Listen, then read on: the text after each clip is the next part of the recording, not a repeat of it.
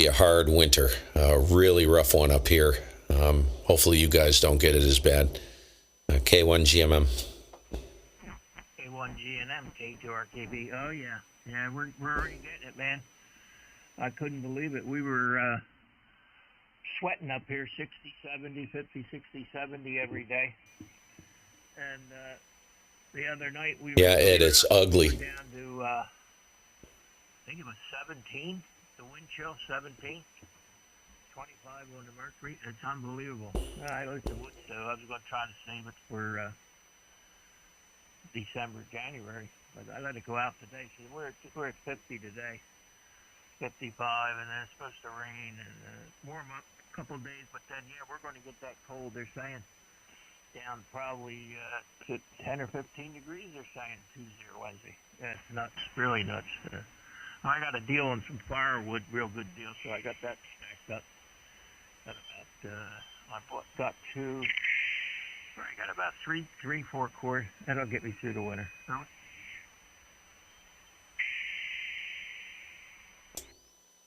Yeah, I don't have enough. I don't. I'm a little concerned at this point. So there's some trees.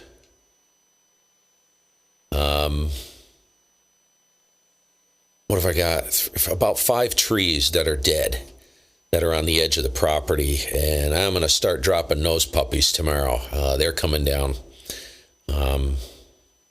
They're more of an eyesore than anything else, but hey, I'll send them up the chimney. I don't care. If this is going to be, it's not bad. If it's in the 30s, and low 40s like it most often is this time of the year in this part of the country, whatever.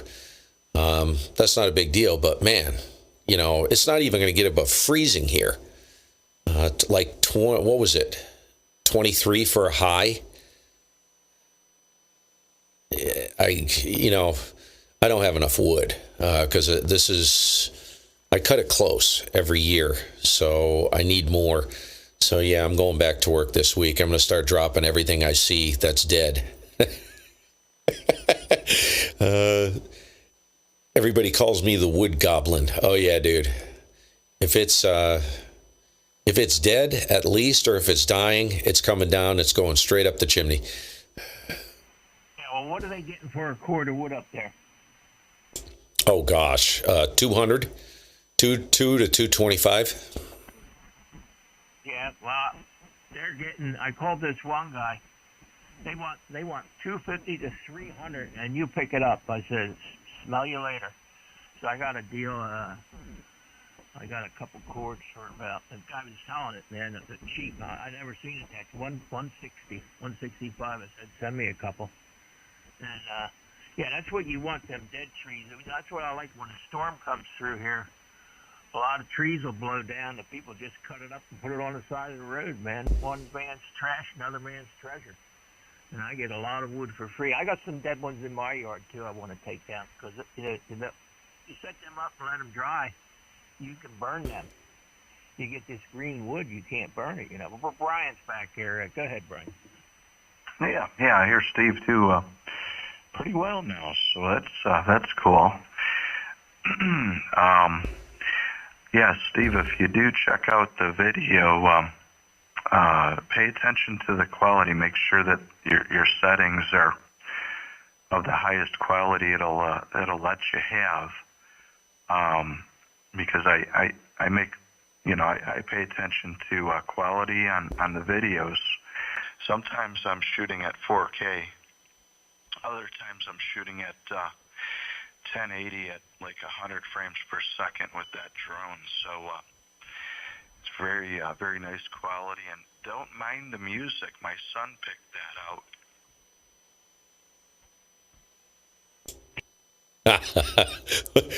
I like all kinds of music, man. I don't care. I have people criticize me all the time. What is that music here? That's horrible. I'm like, whatever, man. You don't like it? Don't watch it. Don't listen to it. Mute the volume. No, don't worry about that. I just had a big music conversation with one of the gals up at the store this morning. The stuff that these kids, well, she's not a kid anymore. She's in her 20s. But Yeah, I mean, I used to teach when I was teaching down at local boarding school here. Um, this was back in 2008, 2010, somewhere in there. The girls, they're 14 to 18 years old, and you would not believe the stuff they were listening to.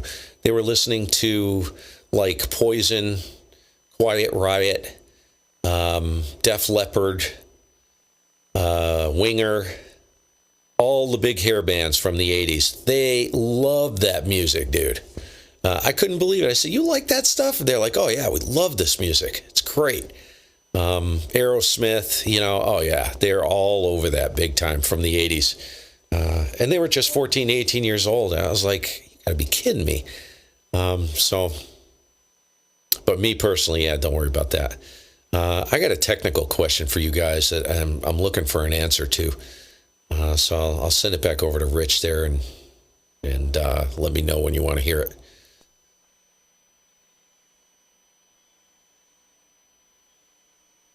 What was that, Steve?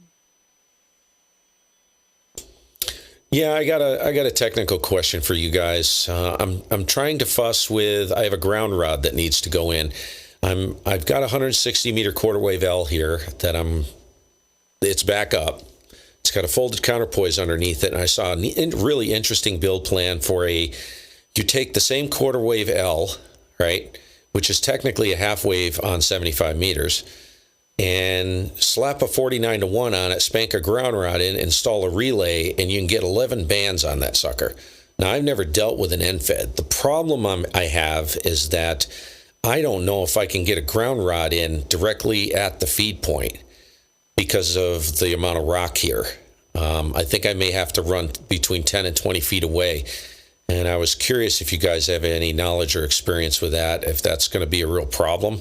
I've heard to place the ground rod as close to the feed point as possible, but I don't know. I'll get your thoughts on that one. Go ahead. Yeah, I'm starting to lose you there, Steve. Apparently make that out, something about the grounding rod. Are you still there, Brian? Yeah. He was wondering about. I guess what's going on is you need a longer length of ground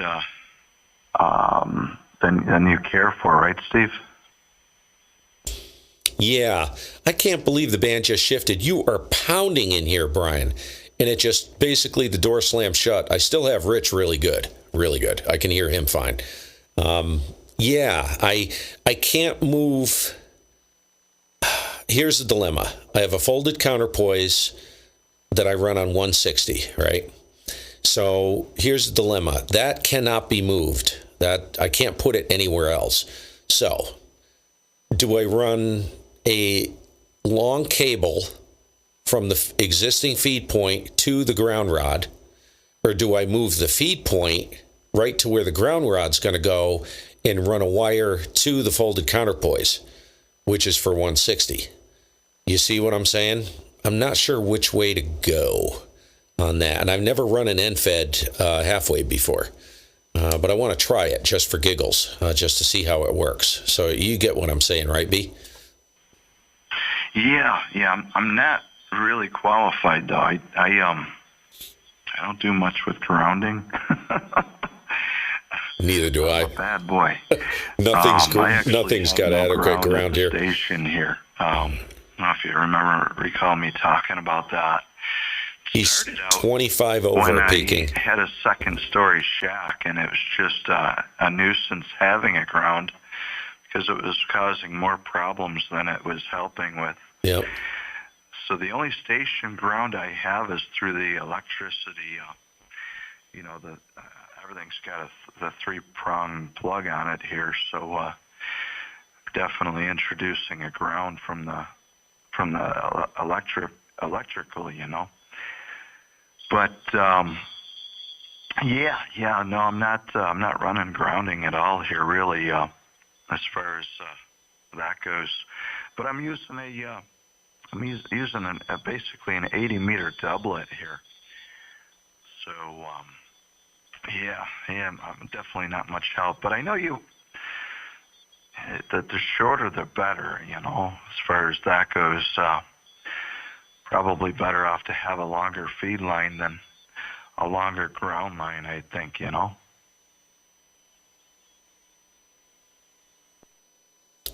That's that's what I'm trying to figure out. No, I'm exactly like you, Brian.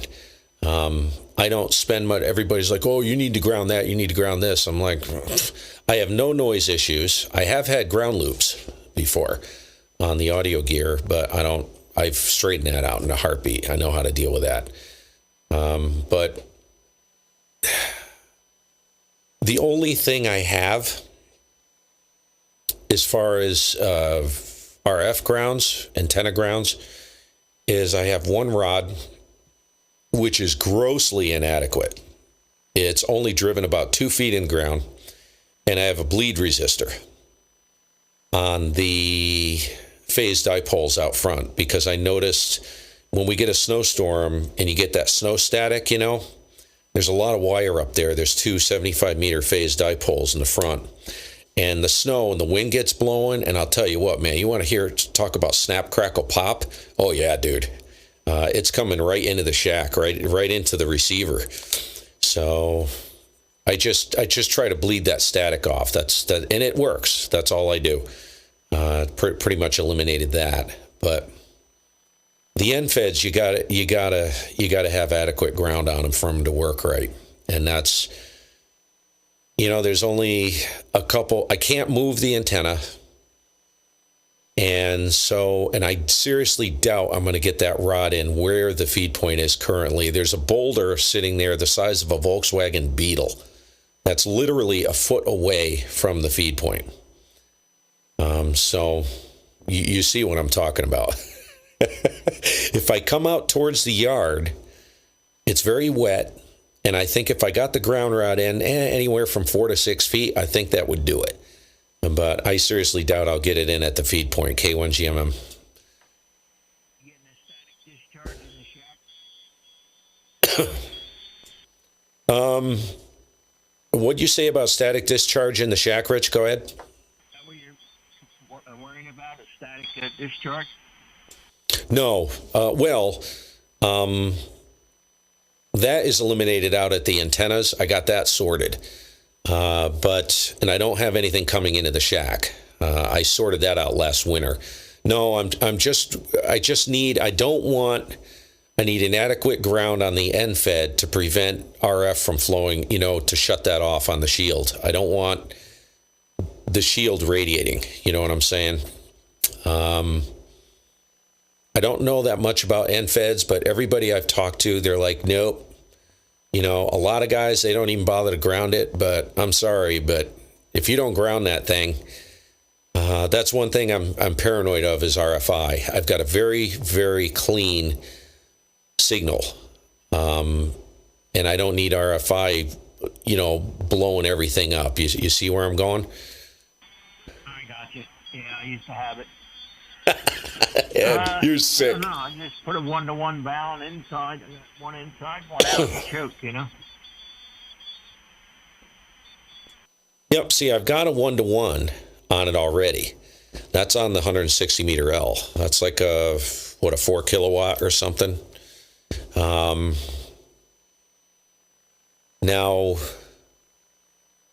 I was talking to a guy on the AMSAT group on DMR this morning, and he says, he said you could always run a longer cable to a ground rod, and then he says radials will help it a lot. Doesn't matter how many, just throw as many as you can out there. The problem is I'm not having radials in my yard. That ain't going to work. So I could run them on the perimeter of the yard, I don't know.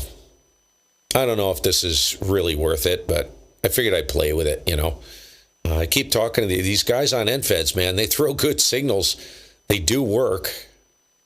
So I figured out what the heck, I'll give it a shot, And I can kind of get, so basically out of one antenna, I'll get 6 through 160 meters. I don't think it's going to be worth a darn on 20 meters, probably 20 and up, but I'd kind of it'd be interesting to run it on 40 and 80 for DX, long haul stuff, just to see how it behaves. Over. Yeah, I run the It's a Ballon design. 1-to-1 Yeah, maxi choke. that's what I run. 5 kW. I think that's the biggest one they make. They might make it 10K or 8K, but that seems to work, you know. Yeah, that's the one I have. It's a Ballon Designs. Yeah, it's the big dog. Yeah, and that works good. It does on the 160 meter L. It works great. Go ahead, Brian. Shut up for a minute. Yeah. QSL. 20 meters of coax. MS-160. That's a good band, especially in the winter time. I guess not so much in the summertime, but it's so noisy. 20 meters of coax but a instead nice of wintertime 10. rag shoe band, you know. And So the big choke yeah, did it. I'm pretty sure it's a good DX band as well. Thanks, Alexander. I think I recall that. I was on 160 for a few years before I didn't have an antenna for it anymore, and I really I enjoyed the heck out of it. But yeah, I'm the poster child for no grounding or bad grounding, and but you know, I've got a great audio. I've never had problems with RFI, and so I don't see the real benefit to it. You know, I seem to be putting out a decent signal. This antenna is about 70 feet high, and it's an 80 meter dipole, feeding it with about 80 feet of 80 feet of ladder line, and then I've got a DX Engineering Ballon. It's a 1-to-1. What is that? A 1-to-1 current Ballon? I think that's what that is. Whatever they recommended for me, anyways. That's what I took. High power Ballon, and then I've got really good, LMR. It's similar to LMR 400 coax, but it's got a metal jacket, a metal outside to it. Of course, it's wrapped in rubber, you know, but it's a solid metal shield.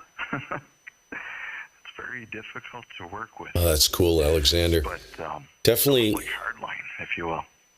A lot skinnier, though. So anyway, that's what I'm doing here. And I've got audio gear and everything going on, you know. And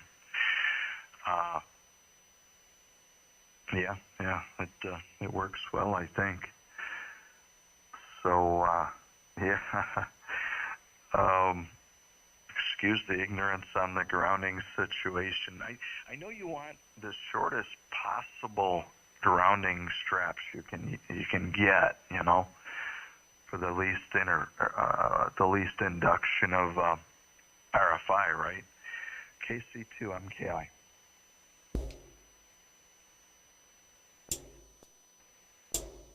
Yeah, that's basically, yeah, that's what I understand. Yeah, well, you and I are poster childs, man.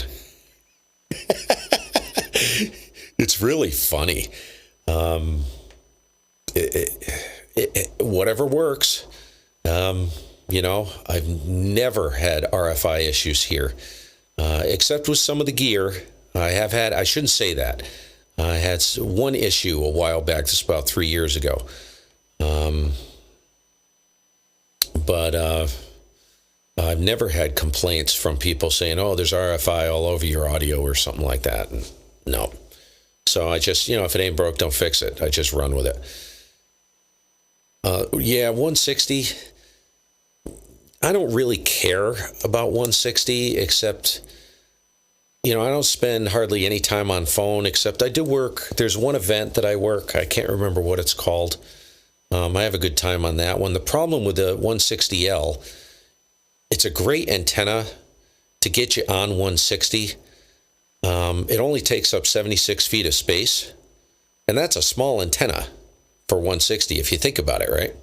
So it goes up 60 feet and out 76.6 feet. and it's a quarter wave, and it has a folded counterpoise underneath it, which is 33 feet long each direction. It's from Steve Ellington's. You check out Steve Ellington's designs, work and stuff like that. It's exactly the same thing he's running. And very compact antenna system. But NVIS, absolutely worthless. You would think that thing would have an NVIS component to it. It does not. It takes me 3 times the power to get the same signal report from a station 300 miles and under on 160 meters as it takes me to get a station at 1,500 miles. Figure that one out. And the first contact was 5 watts on FT8 to Italy on FT8 on 160 meters. Yeah. Great DX antenna. You ought to see the decodes I get from Europe on that thing. All over Europe. Russia on 160 meters. Now, granted, these guys are throwing some serious snot. You know, they're snorting fire. But it's pretty cool, but it kind of did bum me out because of the NVIS aspect. It's pretty abysmal for that. Rich, you still in there? K1GMM.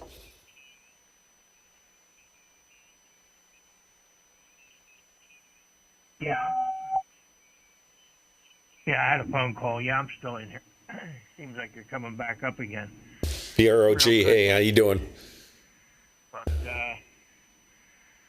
yeah, I used to have a lot of problems with RF, but no more. They're pretty much eliminated.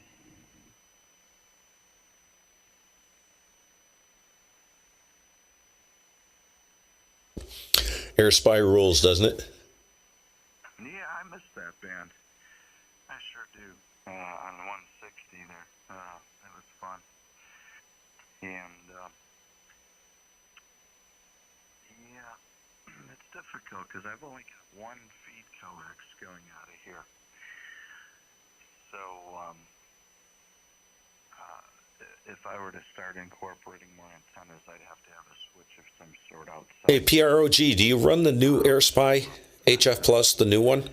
Just curious how you found that thing. If there's a big difference between the original. I have a couple HF Pluses here. Working a guy in Africa, South Africa, the other day, and that was fun.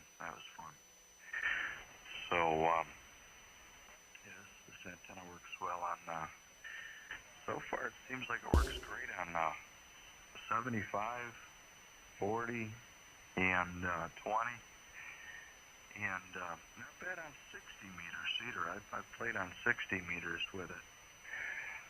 So, yeah, fortunately this one's working pretty well.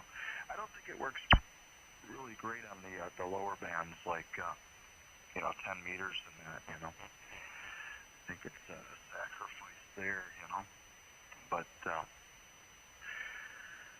yeah, with what I've got, right? And it's it's to make other people happy too now, around the household here, so not to have all kinds of wire laying everywhere, You're fortunate, Steve, you can get away with that.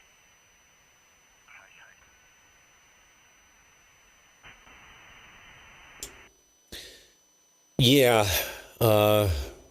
maybe I should be playing the lottery. Boy, everybody's taking a dump. Big fade. Brian, if you can hear me, you were 25 over, almost 30 over at one point, and now the band's just fallen out on both of you guys. So hopefully, I'm going to take this opportunity. If you can hear me, I'll say 7-3. Have a good rest of the day. I'm going to jump out of here, close the stream down, and I'm going to head off to Rutland, see if I can get this ground rod thing sorted out. Got to get it in there before the frost gets in the ground. It's supposed to be 2 above 0. What did I say? Wednesday or Thursday morning, something like that. It's going to be brutal. That antenna, Brian, that thing is cracking. So I would not mess with that at all. I don't hear many stations at pushing 30 over during the day on 40 meters. So, yeah, I know the band has to do with it, but No, that thing works good, dude. I wouldn't touch that thing. You can hear me, Rich. Go ahead and grab it, and I'll go ahead and sign off and get out of here. Great to hear you guys, and we'll catch up with you later on. K1 GMM.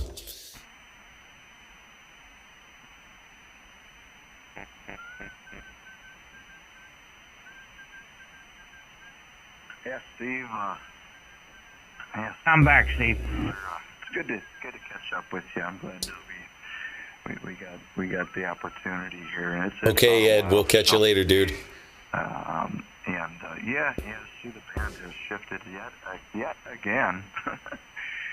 So it's Still there, Steve? pretty much. Yep. Brian's talking. We'll take the opportunity to put some Christmas lights outside. I think while the weather's good, you know. But 7-3s, have a great day, and we're honoring the veterans this weekend. So, Yeah, thanks, Ed. Good to see you too, brother. We'll catch you later. For sure. Good luck with taking settling care in of there the too. flag and everything here. So, 7-3, Steve. Have a great rest of the weekend here. KC2MKI. Okay, yep, sounds good, Brian. And I'm going to check out your pictures. I'll hit your QRZ page and your YouTube page. Really curious. Can't wait to see that stuff. Thank you. And we'll catch you later. Rich, over to you. I still got Rich gangbusters, so I don't know if he could hear you, though, Brian. Rich, I'm jumping out. 7-3. We'll catch up with you later. And have a good holiday. Well, I guess happy Veterans Day, but never could quite figure out how to phrase that properly. Nothing but respect there. Anyways, over to you, Rich. Good to hear you, man. Catch up with you later. K1 GMM. All right, Steve. Yeah, K1 GMM, K2RKB. Yeah, both came back up there. No problem. And booming in here. No problem there. Yeah. All right, you have to get in here next weekend again, Saturday and Sunday. Get something going again, you know. Now the weather's getting crappy, you know. All right, Steve, have a good one. And yeah, I'm still hearing Brian, so I'll turn it over to Brian when you're clear. K2RKB. Yeah, 7-3, guys. Yeah, you booming in here too, Rich. Yeah, look for you next weekend. That'd be awesome.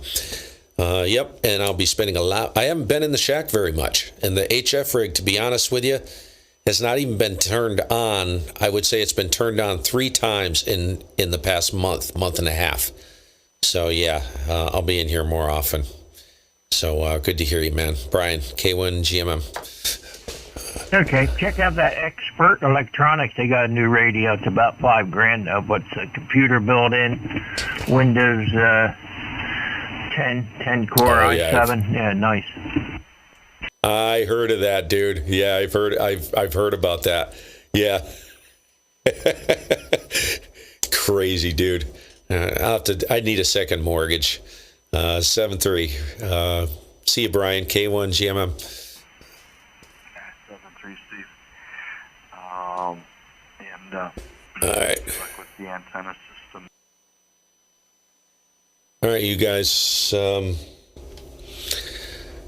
I will catch you guys later. I'm off and running. I figured I'd just do a stream check-in, see who's around. And Alexander, thanks for the heads up on the.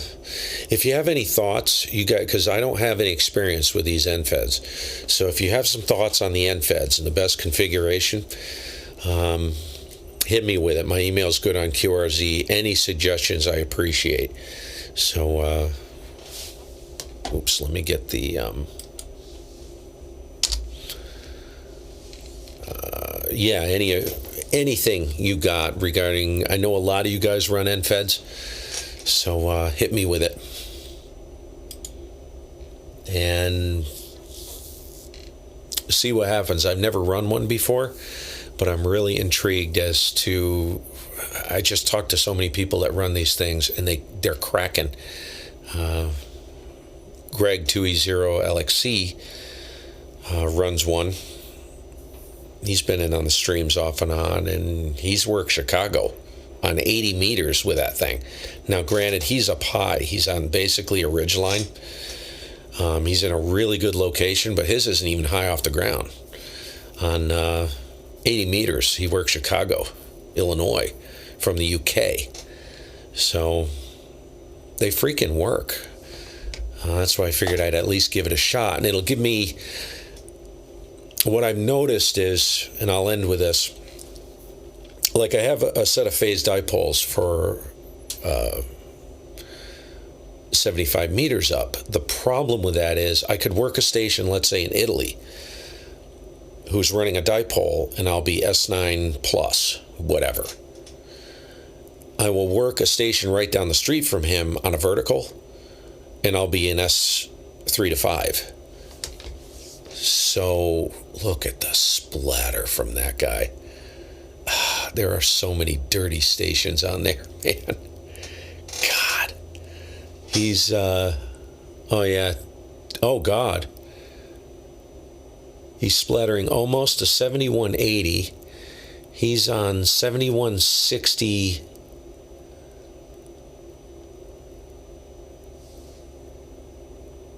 .65. He's splattering all the way to 7180 and all the way down to 7150.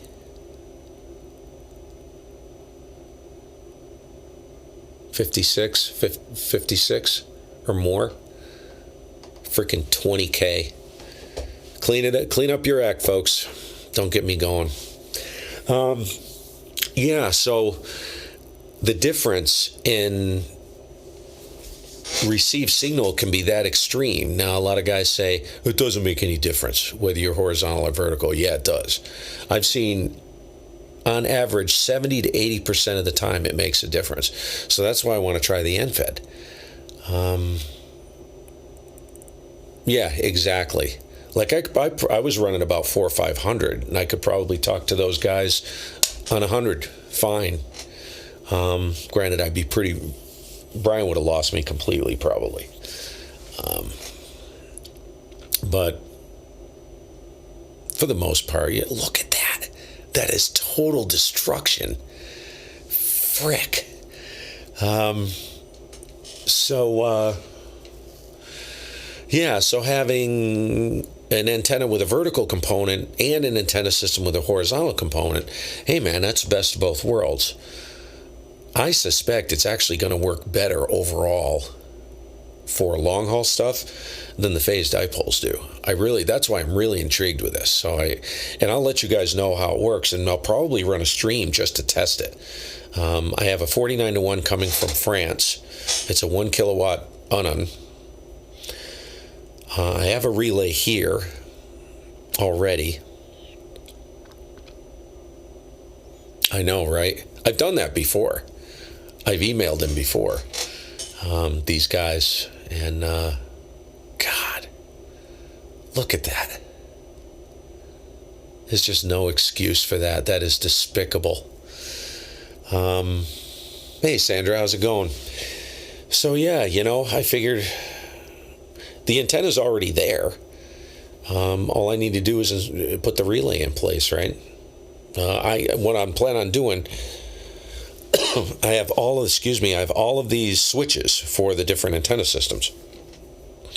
So what I'll do is I'll just tap one of the feeds to, let's say, the 80-meter array out front. When I flip it, it energizes the relay and it goes the other direction. It goes to Europe. It sits by default in the southwest orientation. So I'll just tap those wires, send it to the relay on the inverted L, the NFED, and boom, switch the 160-meter L into an NFED configuration, half wave on 80. See, is this cool? Like, you can't get away with anything anymore, can you? Because of YouTube. And it's one thing hearing it, but being able to, you see how gross it is when you run a pan adapter. You see how bad it actually is. There it is, man. Look at this. Look at that. Look at that, all the way to 7179. You'll see look at that. Pop up 7178. It's moving right in here. And all the way down, well, you can look down here in the, oh yeah. Good God, all the way to 7150, 55. Wow. Wow. And you know, you guys want to hear a good one?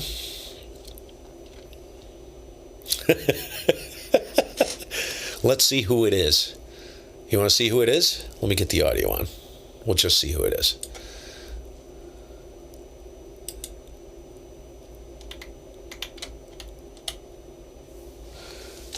See if we hear a call sign.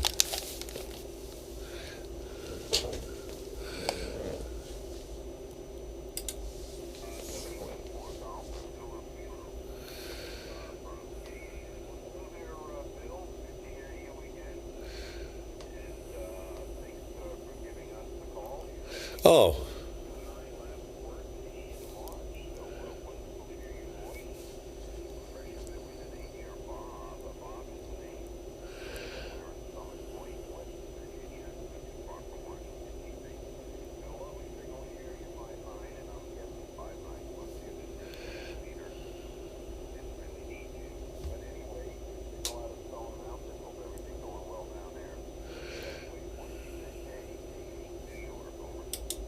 Yeah, that's Bob. K8NY. I've worked him a bunch of times. I know Bob. He's an awfully good guy, but he's got some problems there. Okay, now see the signal there now? That's what your signal should look like. Okay, see how tight that is? Look at that. It's all within the passband. Even if you're running legal limit, that's the way it should work. He's got so much IMD on his signal. I don't know what he's got running, but yeah, he's got some issues there. I've seen Bob do that before, but bless his heart, he's an awfully good guy, but he makes an awful mess. Hey, what's up, Tim? Good heavens. Yeah. So,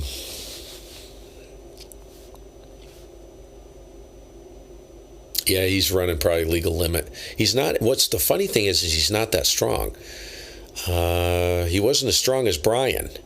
Brian was 25 over, almost 30 over at times. So I can tell you what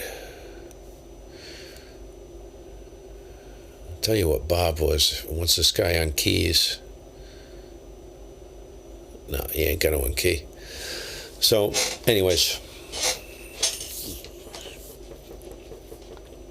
Yeah, it's funny. You can't get away with anything today, can you? Pan adapters, YouTube. Oh, yeah. But see, every new ham should see that stuff. That's how much destruction, and I've seen way worse destruction. Yeah, look at that. Is that freaking insane? Look at that. That is insane. Now, the signal you see up on the top portion of the band up here, that's an AM station. That's one of the AM areas where guys go to work AM. So that's normal. That's not a big deal. But anyways, we'll catch you guys later. Have fun. Have a great rest of the day. And thanks for checking in.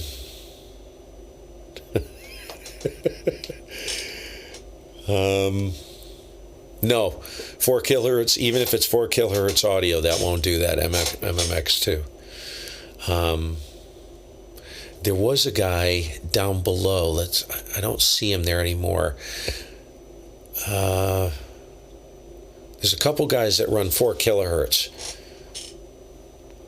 on here. What is that guy right there?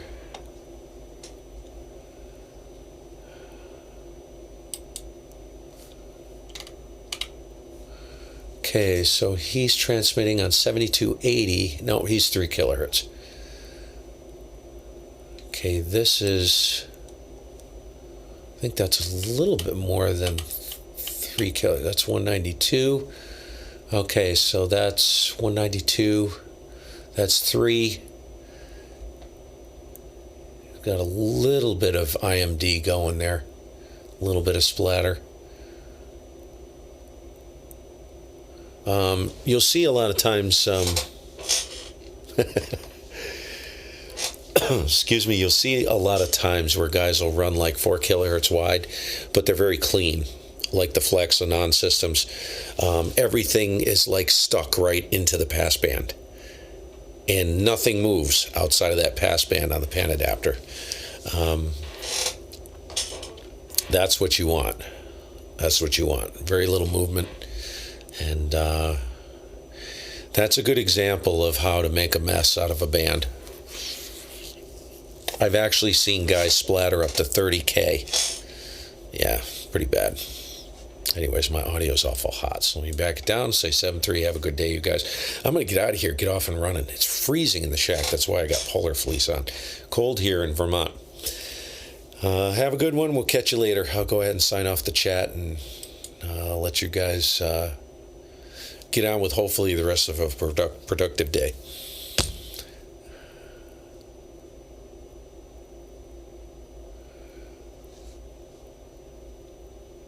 Yeah, there you go, man. Anyways, see ya. Have fun. Wish me luck with that ground rod. It's going to be an ugly scene, I'll tell you. Really ugly.